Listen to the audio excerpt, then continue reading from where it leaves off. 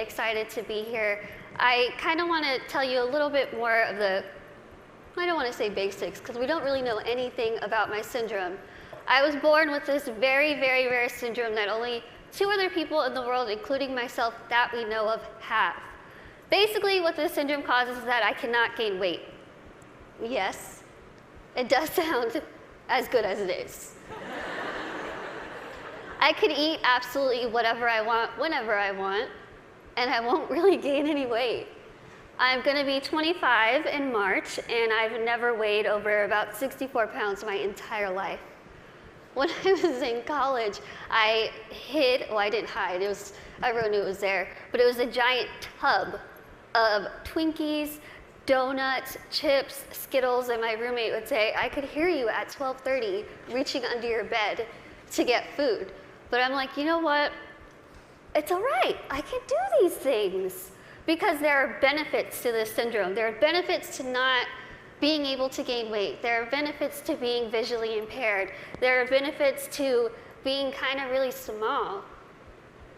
A lot of people think, Lizzie, how in the world are you saying there's benefits when you can only see out of one eye? Let me tell you what the benefits are, because they're great. I wear contacts, half off contacts. When I wear my reading glasses, half off prescription. If somebody is annoying me, being rude, stand on my right side.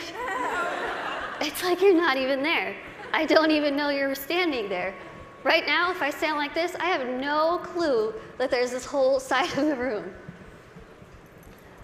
Also, being small, I am very willing to volunteer myself to go to Weight Watchers, go to some gym and say, hi, I'm Lizzie. I will be your poster child. Put my face on whatever you need and I will say, hi, I use this program. Look how well it worked. Even though there are really amazing things that have come from this syndrome, there are also things that have been very, very difficult, as you can imagine.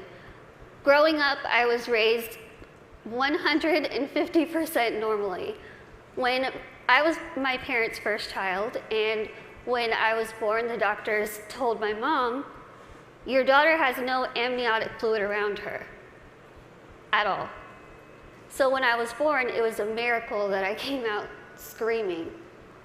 The doctors told my parents, we just want to warn you, expect your daughter to never be able to talk, walk, crawl, think, or do anything by herself. Now, as first-time parents, you could think that my parents would say, oh no, why? Why are we getting our first child to have all these unknown problems? But that's not what they did. The first thing they told the doctor was, we want to see her, and we are going to take her home and love her and raise her to the best of our abilities. And that's what they did. I credit pretty much everything that I've done in my life to my parents. My dad is here with me today, and my mom is at home watching. Hi, Mom.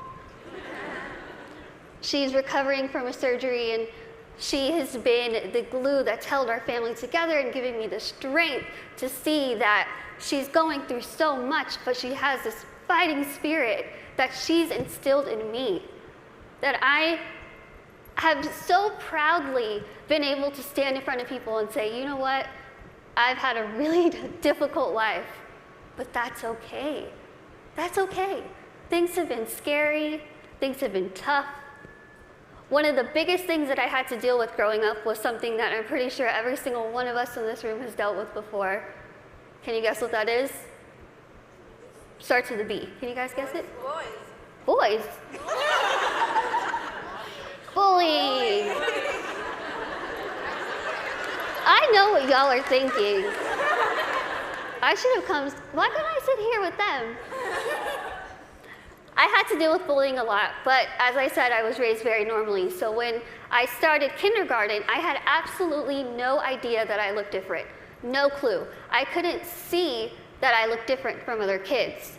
I think of it kind of as a big slap of reality for a 5-year-old because I went into school first day decked out in Pocahontas gear. I was ready.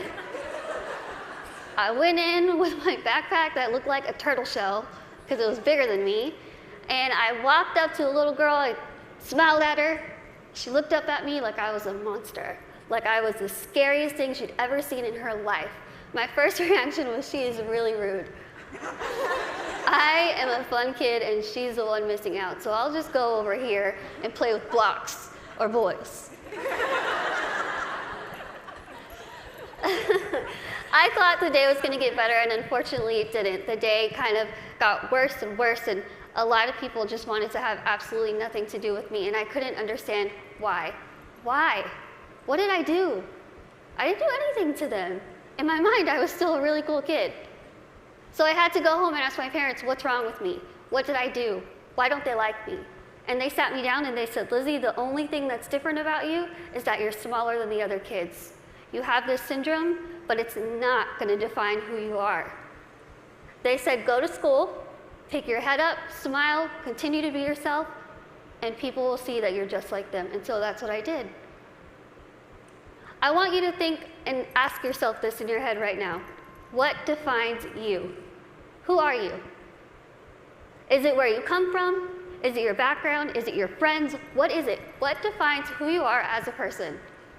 It's taken me a very long time to figure out what defines me. For so long, I thought what defined me was my outer appearance. I thought that my little tiny legs and my little arms and my little face was ugly. I thought it was disgusting. I hated when I would wake up in the morning and I was going to middle school and looking in the mirror, getting ready and thinking, can I just scrub this syndrome off? It would make my life so much easier if I could just scrub it off. I could look like the other kids. I wouldn't have to buy clothes that had Dora the Explorer on it. I wouldn't have to buy stuff that was bedazzled when I was trying to be like the cool kids.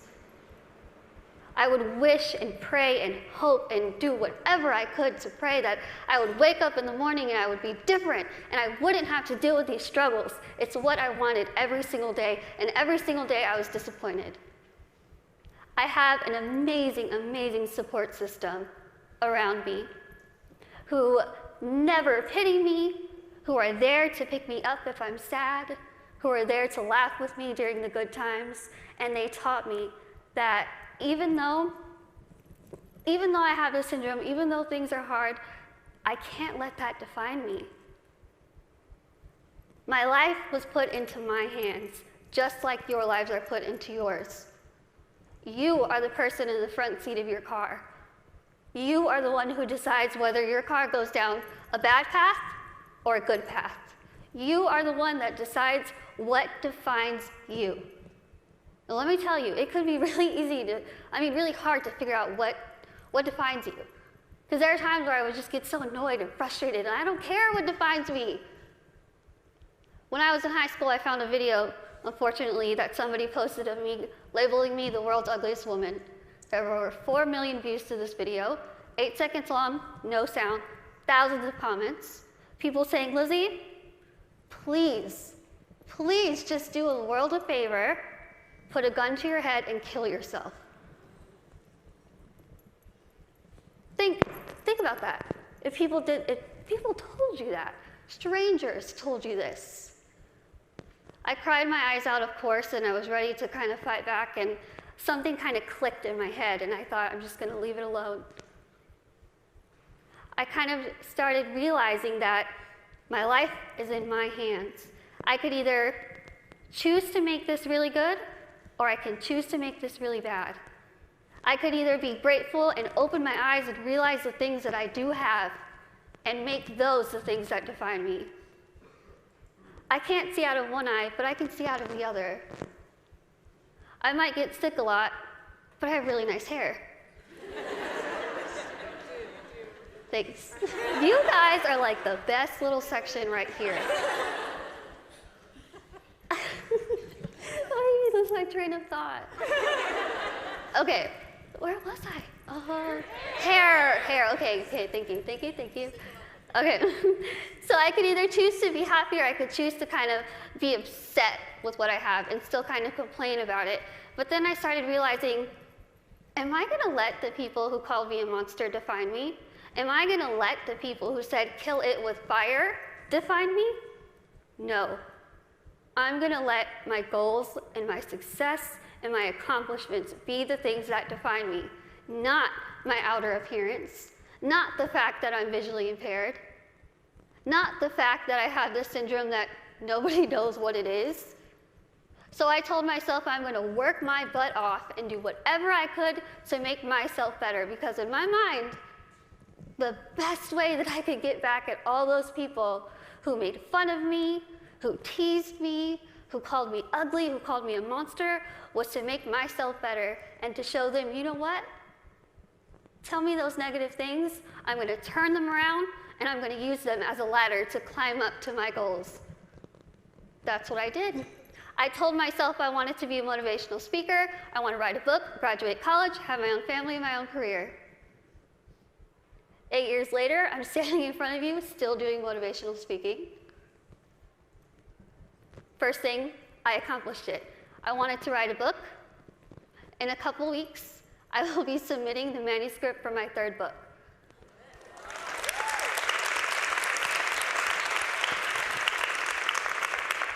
I wanted to graduate college, and I just finished college.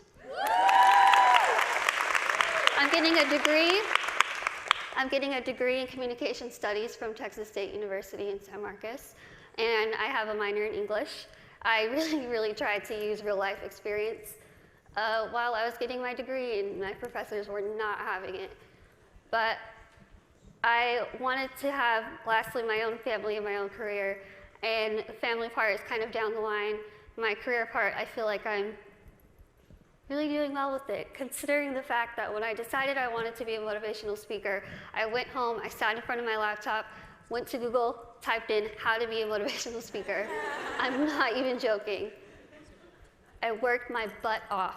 I used the people who were telling me that I couldn't do this to motivate me. I used their negativity to light my fire to keep going. Use that. Use that. Use that negativity that you have in your life to make yourself better, because I guarantee you, you will win. Now, I want to end with asking you again.